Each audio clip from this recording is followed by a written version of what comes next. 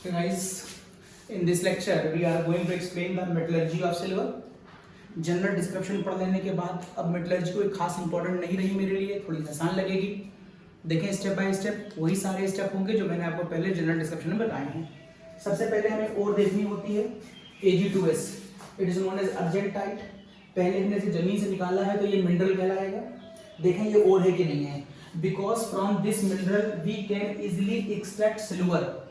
Economical, it is very important, economical. So this mineral is known as ore. अगर किसी एक element को निकालना इकोनॉमिकल है तो वो ओर कहलाएगी। ठीक, पहला स्टेप क्रशिंग और ग्राइंडिंग।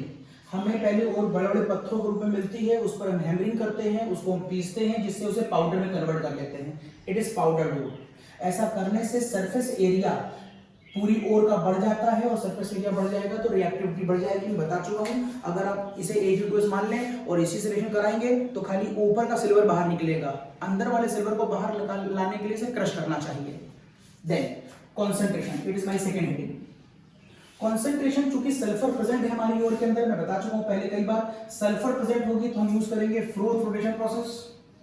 और फ्रोथ रोटेशन प्रोसेस 3 या 4 स्टेप में पूरा होता है, 3 या 4 स्टेप में कंडीशनली। 3 स्टेप तो हर बार होंगे।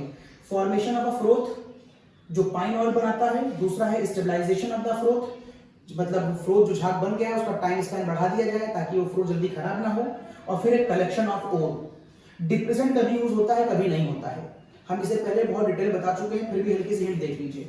हमने यहाँ पर अपनी ओर ले ली है और मैंने मान लिया है कि मेरे पास ओर के साथ थोड़ी सी इम्प्योरिटी भी होंगी,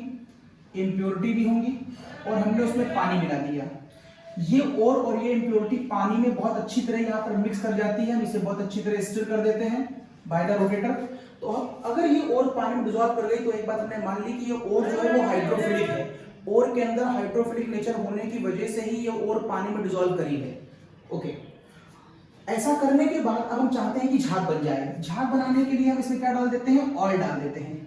जैसे ही हम इसमें ऑयल डालते हैं, ऑयल क्या करता है, ऑयल पानी का सरफेस टेंशन कम कर देता है। टेंशन बाहर होता है, सरफेस कम करेगा तो सिकुड़ करके ड्रॉपलेट में कन्वर्ट हो जाएगा। तो ऑयल डालने की वजह से सरफेस टेंशन पानी का कम हो जाने की वजह से यहाँ पर कुछ फ्रोथ बनने लगता है। ये देखिए फ्रोथ बन गया। तो इस फ्रोथ को किसने बनाया, इस फ्रोथ को पाइन ऑयल ने बनाया, इसीलिए हम पाइन ऑयल को कहते हैं frother. Pine oil is known as frother, झाग बनाने वाला। अब ये झाग बनने के बाद तुरंत बर्बाद ना हो जाए इसलिए हम इसमें डालते हैं एनिलीन और या क्विसॉल। ये वहां पे आके क्या करता है, इसके ऊपर मत गौर करिए, आप ऐसा याद कर लीजिए कि एनिलीन और क्विसॉल इस झाग का लाइफ टाइम बढ़ा देता है, इसका लाइफ स्पैन बढ़ा देता है ताकि तुरंत डिकम्पोज ना कर जाए। उसके बाद मेन काम है कलेक्टर का, यही सारी ओर को उठा करके ऊपर ले जाएगा। कैसे ले जाएगा, कलेक्टर के लिए वेल नोन एग्जांपल है पोटेशियम मेथलजेंथेट। बुक में इसकी वर्किंग नहीं दी हुई है, मेरे ख्याल से हमें कहीं देखने को नहीं मिली, काफी किताबों में अवेलेबल नहीं है, कुछ एक आध जगह पर है खाली। तो आप देखिए पोटेशियम एथिलजेंथेट का फॉर्मूला ऐसा होता है, it is ethyl and it is xanthate, potassium ethyl xanthate. Sodium लिखेंगे तो सोडियम एथिल और पोटेशियम लगा देंगे तो पोटेशियम एथिलजेंथेट। इसमें ये वाला पार्ट हाइड्रोफोबिक है और ये वाला पार्ट हाइड्रोफिलिक है। ये वाला जो पार्ट आप देख रहे हैं ये ऑर्गेनिक है, नॉन पोलर है इसलिए हाइड्रोफोबिक कहलाएगा, और ये वाला पार्ट पोलर है इसलिए हाइड्रोफिलिक कहलाएगा। और मुझे बहुत अच्छी तरह एक लॉजिक मालूम है कि ऑर्गेनिक स्पीशीज ऑर्गेनिक में डिसॉल्व करती है और इनऑर्गेनिक इनऑर्गेनिक में, मींस हाइड्रोफिलिक में डिसॉल्व करेगा। तो यहाँ होगा क्या, मैंने अभी भी आपसे कहा है कि ये वाली जो ओर है वो हाइड्रोफिलिक है, तो मैं इसका प्रेजेंटेशन कुछ ऐसा दिखा दे रहा हूं। ये देखिए, ये वाला पार्ट हाइड्रोफोबिक और ये वाला पार्ट हाइड्रोफिलिक। और अभी भी आप ओर को क्या कह रहे थे, हाइड्रोफिलिक, तभी वो पानी डिसॉल्व कर रहा था। तो इसका ये वाला पार्ट इस ओर के अंदर चला जाएगा, ये देखिए डिसॉल्व कर गया, और ये वाली जो लाइन है ये बाहर चली जाएगी। देखिए ऐसा करने से इसके बाहर के एरिया पे हाइड्रोफोबिक नेचर आ जाएगा। तो अगर हाइड्रोफोबिक नेचर आ जाएगा तो ये पानी से दूर भागेगा, और पानी से दूर भागेगा तो आप कह सकते हैं इसकी वेटेबिलिटी इन वाटर, वेटेबिलिटी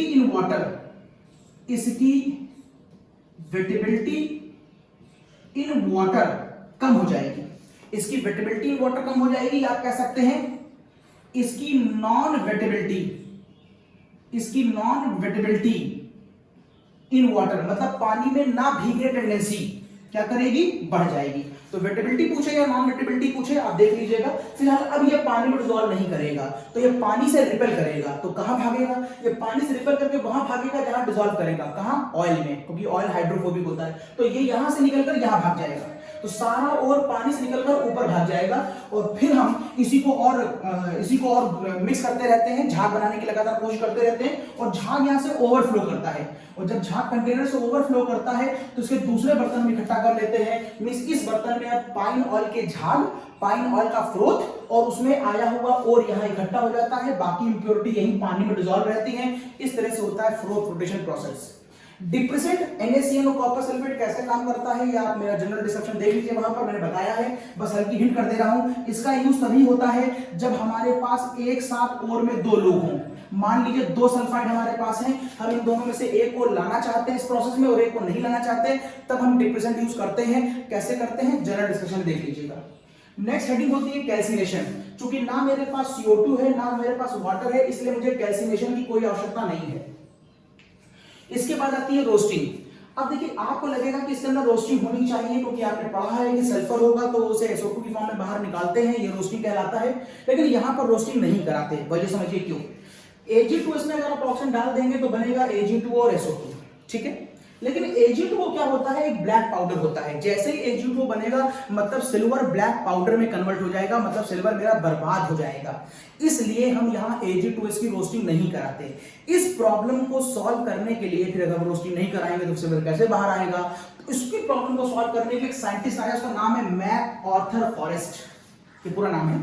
और उसने साइनाइड यूज करा तो नाम रख दिया गया मैक आर्थर फॉरेस्ट साइनाइडेशन प्रोसेस। ये खुद पूछा गया एग्जाम में। क्या होता है, Ag2S की रिएक्शन NaCN से कराइए। कोऑर्डिनेशन केमिस्ट्री आप पढ़ चुके हैं, वहां पर आपने पढ़ा है CN एक अच्छा लिगेंड है और सिल्वर एक डी ब्लॉक एलिमेंट है। ये दोनों मिलकर के कॉम्प्लेक्स सॉल्ट बना लेंगे, देखिए कॉम्प्लेक्स सॉल्ट, और बैलेंस कर लीजिएगा, बचा हुआ Na2S अलग हो जाएगा। ये कॉम्प्लेक्स सॉल्ट है, मतलब सारा का सारा सिल्वर कहां चला गया, कॉम्प्लेक्स सॉल्ट में चला गया। और यहां पर अगर कोई और इंप्योरिटी थी मेरे पास, मान लो सॉइल की, तो उसकी इन लोगों से कोई रिएक्शन नहीं होगी, मतलब सॉइल अभी भी सॉइल की फॉर्म में रहेगा, मतलब अनडिसॉल्व रहेगा। अब अगर मैं इस पूरे सॉल्यूशन को छान लूं तो छानने पर यह पाऊंगा कि ये वाला फिल्टर होकर नीचे चला जाएगा क्योंकि ये सॉल्युबल है, जबकि जो दूसरी इंप्योरिटीज हैं जो इस रिएक्शन में पार्टिसिपेट नहीं कर रही वो अभी भी इनसॉल्युबल होंगी, इसलिए हम उनको छान करके अलग कर देंगे।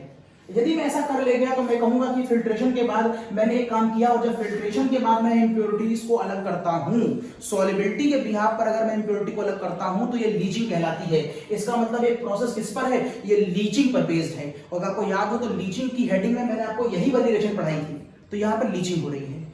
अगर एग्जाम में पूछे कि कौन सी मेटलर्जी है, हाइड्रोमेटलर्जी है कि पायरोमेटलर्जी है, देखिए जब मैंने ऑक्सीडेशन ही नहीं कराया तो मैं रिडक्शन भी नहीं कराऊंगा, जब रिडक्शन नहीं कराऊंगा तो स्मेल्टिंग नहीं होगा, मींस इलेक्ट्रॉन डायग्राम का यूज नहीं होगा, मींस टेंपरेचर कोई काम नहीं है, मींस ये पायरोमेटलर्जी नहीं है।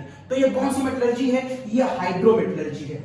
अब हाइड्रोमेटलर्जी क्या होती है, जब आप किसी मेटलर्जी में एक्वस सॉल्यूशन को यूज करें, सॉल्युबिलिटी की बात करें, मींस किसी खास सॉल्वेंट, किसी खास स्पीशीज को किसी खास सॉल्वेंट में डिसॉल्व करके, मींस लीचिंग करा करके उसके प्रोसेस को आगे बढ़ा रहे हो, तो आप कहेंगे कि वो हाइड्रो का मतलब है पानी से, मींस वो हाइड्रोमेटलर्जी का प्रोसेस है। और यहाँ पर सारा खेल किसका है, पानी में या किसी सॉल्वेंट अगर आपने ये लिया है तो ये भी तो पानी में डिसॉल्व हुआ होगा। मींस अगर आपने यहाँ पर एक्वस मीडियम बना करके सॉल्युबिलिटी के कॉन्सेप्ट को लगा करके अपने मेन ओर को और इंप्योरिटीज को अलग करने का काम किया है, तो ये हाइड्रोमेटलर्जी का प्रोसेस कहलाता है। फिलहाल यहां से आपको ये कंपाउंड मिल गया है। एक और खास बात, ये रिएक्शन जो होती है वो रिवर्सिबल होती है, मतलब थोड़ी देर चलती है और फिर रुक जाती है। हम चाहते हैं कि ये लगातार आगे चलती रहे, क्योंकि अगर रुक गई तो बहुत NaAgCl का ट्वाइस नहीं बनेगा, मींस सारा सिल्वर आगे नहीं जा पाएगा। तो हम यहां पर ली चैटलियर प्रिंसिपल यूज कर लेते हैं। तो अगर मैं यहां पर ली चैटलियर प्रिंसिपल को यूज करूं तो उसने आपको बताया था कि अगर आप ये अमाउंट बढ़ाएंगे तो रिएक्शन आगे जाएगी और ये अमाउंट बढ़ाएंगे तो रिएक्शन पीछे आएगी। उसने एक बात और बताई थी, अगर आप ये अमाउंट कम करेंगे तो रिएक्शन पीछे आएगी, और अगर आप ये अमाउंट कम करेंगे तो रिएक्शन आगे जाएगी। ठीक, अब मैं यहां क्या करता हूं, Na2S को कम कर देता हूं। कैसे, अगर मैं Na2S के बनने के बाद उस पर ऑक्सीजन लगा दूं फुल टाइम, मतलब एज पर रिक्वायरमेंट, तो ये Na2S Na2SO4 में कन्वर्ट हो जाएगा। मींस ये रिएक्शन वापस तब आएगी जब Na2S होगा। Na2S इससे मिलकर के वापस जा सकता है, लेकिन अगर Na2S Na2SO4 में कन्वर्ट हो जाए तो ये खत्म हो जाएगा, ये खत्म हो जाएगा। मींस ये कम हो गया। अगर ये खत्म हो गया तो वापस Na2S को बनाने के लिए फिर आगे भागेगी, और जब वो बनेगी तो हम इसको उठाकर हम Na2SO4 में कन्वर्ट कर देंगे, तो Na2S फिर कम हो जाएगा। उसे बनाने के लिए फ्रिक्शन आगे बढ़ेगी, जब Na2S बनेगा तो मैं फिर वो करा दूंगा, तो Na2S फिर कम हो जाएगा। तो लीच प्रिंसिपल के अकॉर्डिंग जो चीज कम हो रही है उसको मेंटेन करने की रिएक्शन आगे भागेगी, जिससे ये वाला कंपाउंड और ज्यादा बनता चला जाएगा। मींस लगभग सारा सिल्वर मैं इसमें कन्वर्ट करा ले जाऊंगा। ओके, इसके बाद आता है इसका नेक्स्ट स्टेप, और वो है precipitation of silver, precipitation of silver by zinc. ये भी इंपॉर्टेंट खूब पूछा गया है। तो आप कहेंगे कि NaAgCl का ट्वाइस जो अभी मैं पीछे से निकाल के लाया हूं, फिल्टर कर लिया है, उस पर मैं जिंक लगा दूंगा। देखिए कॉन्सेप्ट, जिंक कहां पर है? ये है जिंक, ये है जिंक। सिल्वर कहां पर है? ये है सिल्वर। और आपको अच्छी तरह मालूम है ऊपर आने वाला एलिमेंट हाई रिएक्टिव और नीचे आने वाला एलिमेंट लेस रिएक्टिव, और ऊपर आने वाला एलिमेंट अपने से नीचे आने वाले स्पीशीज को किसी भी सॉल्यूशन से रिप्लेस कर सकता है। High reactive element can replace less reactive element.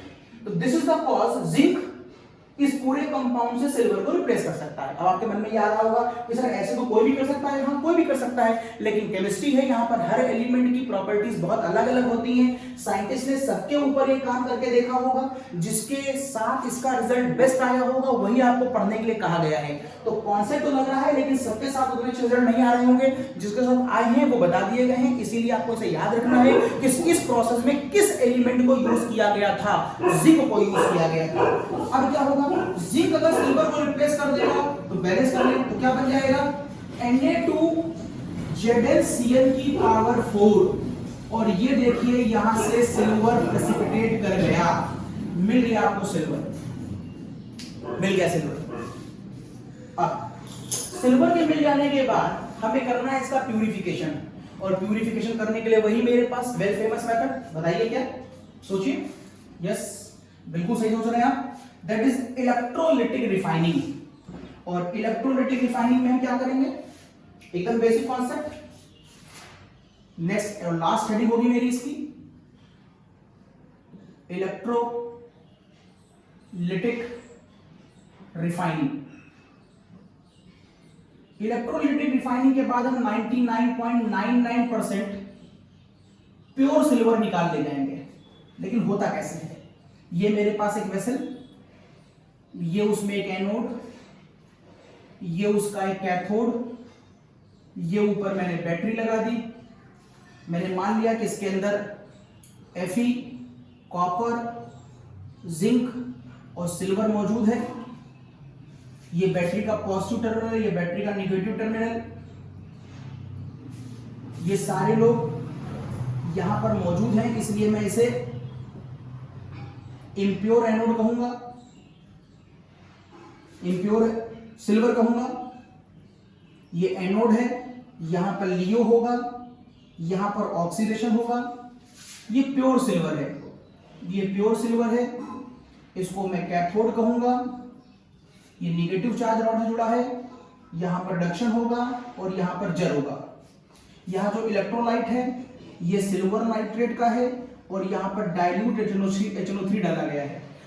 पहला क्वेश्चन आपको याद, मैं बताया था डाइल्यूट HNO3 मैंने क्यों डाला, ताकि मैं इलेक्ट्रोलाइट की कंडक्टेंस को बहुत अच्छा रखना चाहता हूं।